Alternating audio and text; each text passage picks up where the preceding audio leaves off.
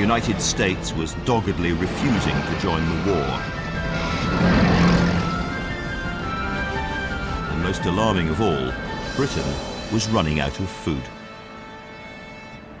The food crisis of 1917 was caused by a step change in German strategy. We tend to think of the U-boat menace as a Second World War affair, but actually the submarines were more dangerous first time round. The Germans knew that Britain imported 2/3 of her food and thought that a slaughter of merchant shipping might bring this country to surrender. But there was a problem.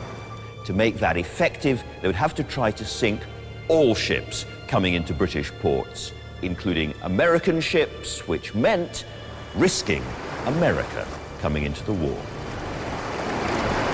Starving and desperate herself, Germany took the risk.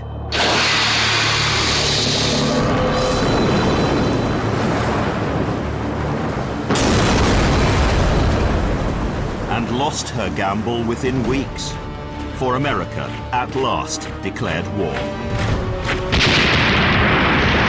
Now it was a race to the finish. Could the U-boats defeat Britain before American intervention changed everything? It was a close-run thing. Before long, Britain was running out of fuel and food. Prices shot up and long queues formed outside shops. Keep the home fires burning while your hearts are yearning, though your lads are far away. This nation of gardeners pooled together. They turned parks and squares into allotments.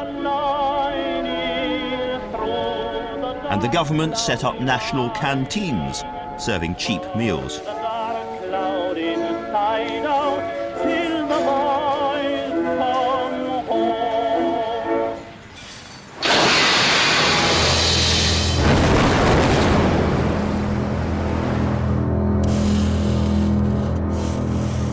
And none of it was enough. The U-boats continued to slaughter the merchant ships. What could be done? The answer was staring the Admiralty in the face: organise the merchant ships in convoys. The Admiralty was sure this wouldn't work. A convoy is a lot bigger than a single ship. Once the U-boats found them, there'd be a turkey shoot. Obvious. But sometimes the obvious is wrong. Set against the vastness of the Atlantic Ocean, a convoy is not much bigger proportionally than a single ship, almost as hard for the U-boats to find, and you can protect a convoy with warships. The Admiralty was pressed into trying this by, among others, Lloyd George himself, and very reluctantly they agreed to give it a go. As soon as they tried the convoy system, the rate of sinkings dramatically decreased, the food started to come through.